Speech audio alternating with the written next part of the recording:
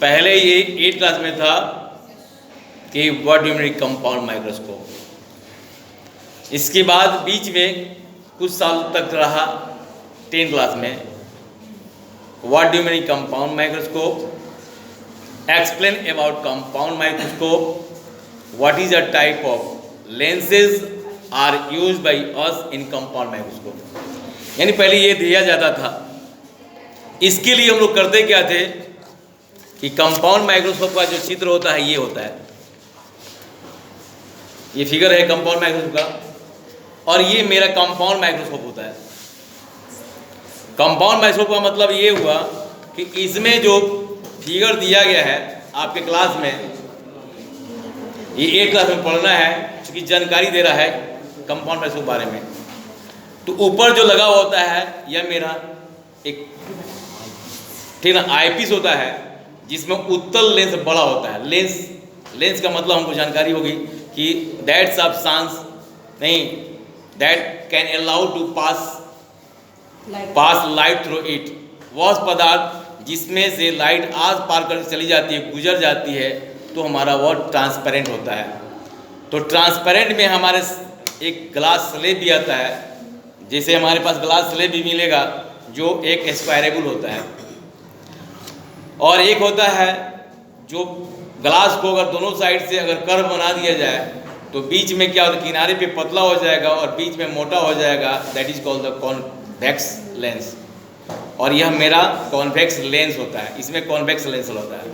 Convex का मतलब होता है ऊपर का पार्ट, यानी दोनों तरफ से ये क्या होता है, दोनों तरफ से ये मेरा हुआ उभरा हुआ रहता है। ठीक है, यानी कहता है यहाँ पे कि यहाँ भी उभरा और इधर भी, दोनों साइड से मोटा होता है, किनारे पतला हो जाता है।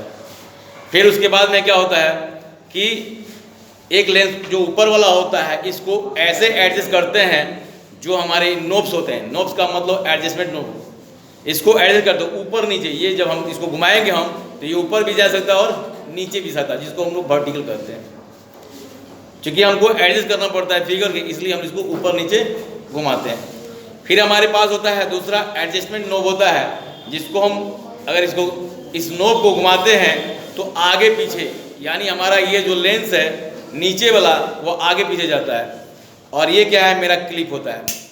और इस प्रकार हम क्या करते हैं, हमारे पास एक ठीक ना ये शीशे का स्लाइड होता है, जिसमें क्या होता है कि हम लोग इस पर अपने जिस भी माइक्रोब को देखना चाहते हैं उस माइक्रोब को हम इस पर रख लेते हैं। जैसे छोटे छोटे ऑर्गेनिज का फिगर देखने के लिए, जैसे पील ऑफ ओनियन हुआ, पील ऑफ एनीथिंग, यानी हम किसी का छिलका के देखना चाहते हैं, या जर्म्स ऑफ द ठीक है, ये जो जर्म्स होते हैं उसको देखना चाहते हैं, इसको साफ कर देते हैं सेफरिन के द्वारा। ये सेफरिन के द्वारा साफ हो जाएगा, और इस पर रख के हम क्या कर सकते हैं, इस क्लिप के द्वारा दबा देंगे, और हम क्या कर सकते हैं कि एडजस्ट करते हैं। किसके द्वारा, यानी इसके द्वारा ऊपर लेंस को एडजस्ट करते हैं, इस नोब के द्वारा ऊपर नीचे वर्टिकल यानी करते हैं। तब हम देखते हैं कि अगर वर्टिकल एडजस्ट हो गया तो हॉरिजॉन्टल अगर बीच में लाने के लिए आगे पीछे इस नोब को घुमाते हैं, क्योंकि ये हमारा स्टेज होता है, इस स्टेज पर ही किसी चीज़ को रख के हम लोग फिगर देखते हैं। और ये मेरा आर्म होता है। आर्म का मतलब होता है कि जो कंपाउंड माइक्रोस्कोप का भाग होता है ये आर्म होता है। आर्म का मतलब बाएँ होती है, ठीक है ना, इस बाँ में ये एडजस्ट किया जाता है। अब रहा सवाल कि यहाँ पे जो कोई भी चीज़ हम रखते हैं स्लाइड पे, तो स्लाइड पे अगर फिगर नहीं क्लियर होता है, इसलिए हमारे पास एक एलिमेटर लगा हुआ है। इस एलिमेटर का काम क्या होता है कि प्रकाश की किरण को एडजस्ट करना। क्या करना कि कोई भी रे जब आती है तो after reflection that will be also focus on the this point, यानी तब हम जाके इसको देखते हैं और हमको फिगर मिलता है। ठीक है, इसके लिए हम लोग जानते हैं कि जो हमारा लेंस होता है ये होता है जो आँख की तरफ होता है, आई पीस होता है, उसमें बड़ा लेंस लगा होता है, इसको कहते हैं उत्तल लेंस। ठीक ना, ये हमारा कॉन्वेक्स होता है, और ये भी कॉन्वेक्स होता है। बस अंदर क्या है, ये बड़ा कॉन्वेक्स है, ये छोटा कॉन्वेक्स है, और दोनों क्या करते हैं हम लोग, एक पीतल की नली होती है या कोई भी नली में साफ एडजस्ट करते हैं, जिससे क्या होता है कि इसको आगे पीछे किया जा सके। इसके बाद हम जानते हैं कि दोनों को प्रिंसिपल एक्सिस पे हम एडजस्ट करते हैं। प्रिंसिपल एक्सिस का मतलब होता है, एक हमारा जो होता है प्रिंसिपल एक्सिस का मतलब होता है कि एक ही रेखा में एक सीधी रेखा होती है, वह रेखा दैट लाइन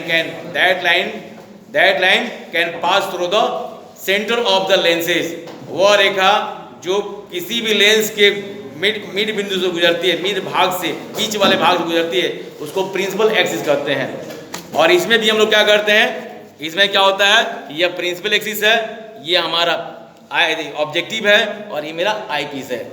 इसके बाद हम क्या करते हैं कि हम ऑब्जेक्टिव के सामने किसी भी वस्तु को रखते हैं। जैसे मेरे पास यहाँ पे जो मतलब कि स्लाइड है, इस स्लाइड जो ऑब्जेक्टिव के सामने है, इसी प्रकार यहाँ फोकस पर यानी हम लोग प्रिंसिपल एक्सिस पर किसी वस्तु को रखते हैं। जब रखते हैं तो इससे किरण चलती है, यानी आफ्टर द रे is coming from the object, और यहाँ आने के बाद में फिर क्या होता है, ये गुजरती है और फोकस गुजर यहाँ पे आ जाएगी।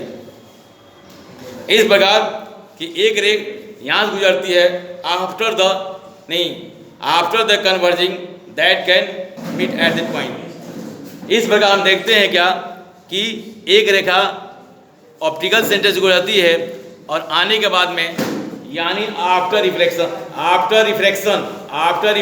यानी रिफ्लेक्शन के बाद, परावर्तन के बाद किरण यहाँ से जो है यहाँ पे रखी गई थी वस्तु, मान लीजिए हम यहाँ पे वस्तु रखते हैं ए बी हम वस्तु रखे हैं और ए बी से जब किरण चलती है यानी आफ्टर रिफ्लेक्शन का मतलब होता है परावर्तन के बाद जब किरण जब ये यहाँ से ऑब्जेक्टिव से गुजरती है तो वह क्या होता है, इसका बड़ा प्रतिबिंब और उल्टा प्रतिबिंब बनाता है। यानी ये क्या होता है, यहाँ पे हो जाएगा क्या कि यहाँ पे बड़ा प्रतिबिंब बनाएगा, ठीक है।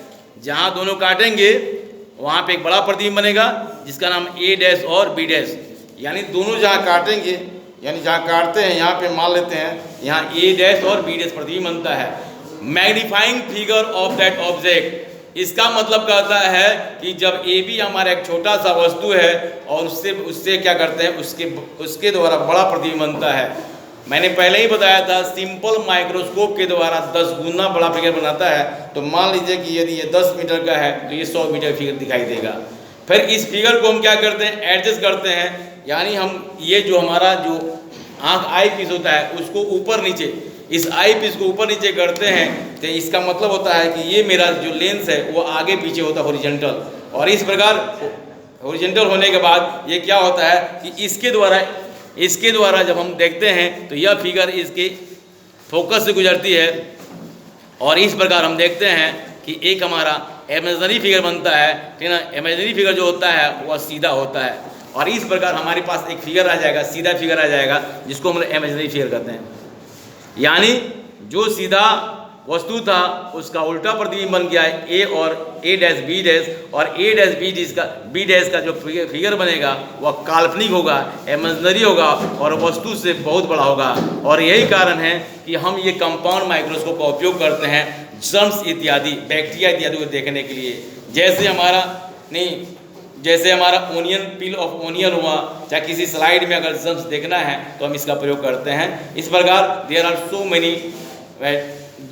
सो many companies are making different kinds of the compounds of the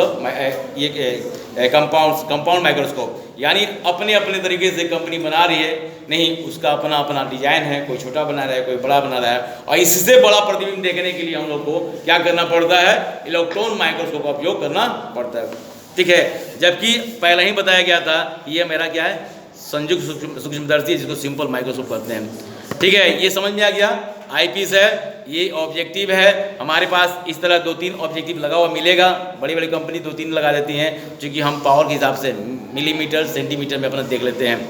ये नोब होता है जिसका काम है ऊपर नीचे इसको वर्टिकल और ये वर्टिकल मूव कराना, और इसका काम, इस नोब का काम है हॉरिजॉन्टल कराना। ये स्टेज है, ये क्लिप है, ये स्लाइड इस पर रखते हैं, ये एलिमिनेट करता है, बाकी हमारे आर्म्स है, ठीक है ना। ओके, बेल बज गया।